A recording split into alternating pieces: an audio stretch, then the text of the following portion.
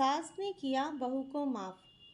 सौम्या बहू, तुमने मुझे बताया क्यों नहीं कि रिया की तबीयत खराब है, उसे जॉन्डिस हो गया है। अगर तुम बता देती तो मैं कल रात ही यहाँ आ जाती। तुम और मोहन अकेले परेशान थे अस्पताल में। अगर मैं खुद फ़ोन ना करती तो मुझे पता ही नहीं चलता कि रिया को जॉन्डिस हो गया है और तुम इतने परेशान हो। माँ, बस अचानक तबीयत खराब हुई। पहले मुझे लगा शायद सर्दी लग रही है, पर डॉक्टर के पास ले गए तो पता चला कि रिया को जॉन्डिस हो गया है और तुरंत एडमिट करना पड़ गया। बस कुछ समझ नहीं आया। और वैसे भी आप मुझसे नाराज़ थी तो मुझे लगा कि आप नहीं आएंगी। क्या मतलब नाराज़ थी? तो बेटे बहू की परेशानी में नहीं आती। और रिया मेरी भी तो पोती है। माना कि मैं तुम्हारी सास हूँ, पर सास भी तो माँ की तरह होती है। और माँ कितनी भी नाराज़ हो, अपने बच्चों को परेशानी में नहीं देख सकती। असल में सौम्या अपने पति के साथ शहर में रहती है और मोहन के घर वाले गांव में रहते हैं। गांव से शहर की दूरी ज़्यादा नहीं थी, इसलिए जब भी समय मिलता मोहन और सौम्या गांव में रहने चले जाते। पिछली बार जब सौम्या गांव गई तो चाचा ससुर की बेटी राधिका को लड़के वाले देखने आने वाले थे। तब संगीता जी ने सौम्या से कहा कि वो भी भारी साड़ी और गहने पहनकर तैयार हो जाए, क्योंकि वो कभी कभी गांव आती है। गांव के और लोग भी आएंगे, इसलिए वो भी तैयार हो जाए।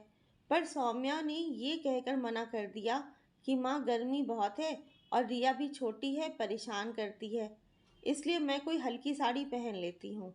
वैसे भी लड़के वाले राधिका को देखने आ रहे हैं, मुझे थोड़ी ना। सौम्या ने बस ऐसे ही कह दिया था, क्योंकि उसकी आदत नहीं थी गांव में रहने की, इसलिए वो ज़्यादा तैयार नहीं हुई। पर संगीता जी इस बात का बुरा मान गई कि बहू ने उनकी बात नहीं मानी। ऊपर से चाची सास ने और आग में घी डाल दिया, ये कहकर कि शहर में अकेले रहने की आदत है, इसलिए आपकी रोक टोक बहू को पसंद नहीं आती। बस यही बात मन में बैठा लिया संगीता जी ने। उसके बाद सौम्या शहर आ गई। शहर आने के बाद जब भी मोहन माँ से बात करता तो सौम्या भी बोलती मुझे भी करवा दो, क्योंकि सौम्या का फ़ोन तो वो उठाती नहीं थी। और मोहन के फ़ोन से भी जब बात करती तो हाँ हूँ करके कोई ना कोई काम बताकर रख देती थी। फिर धीरे धीरे सौम्या ने भी बात करना छोड़ दिया।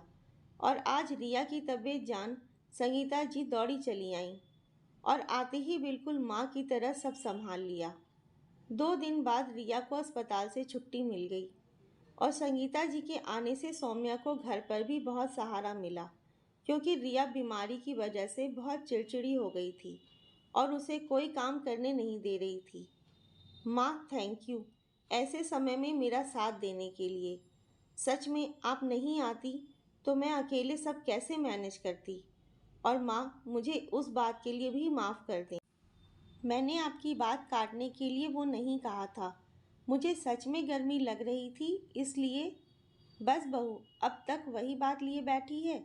गलती तेरी नहीं थी, मेरी ही थी। मुझे खुद समझना चाहिए था। रिया सच में तुझे परेशान करती थी और इतनी गर्मी में तुझे रहने की आदत नहीं थी। मैंने ही बात को दिल पर ले लिया।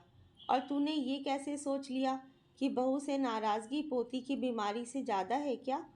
कैसे नहीं आती? मोहन और तुम भी मेरे ही बच्चे हो।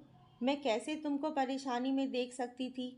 और फिर पोती की बीमारी ने सास बहू के दिलों की दूरियां खत्म कर दी। सच है, सास भी तो माँ होती है किसी की। आपको ये वीडियो कैसी लगी, कमेंट करके ज़रूर बताएं। लाइक, शेयर एंड सब्सक्राइब करें। धन्यवाद।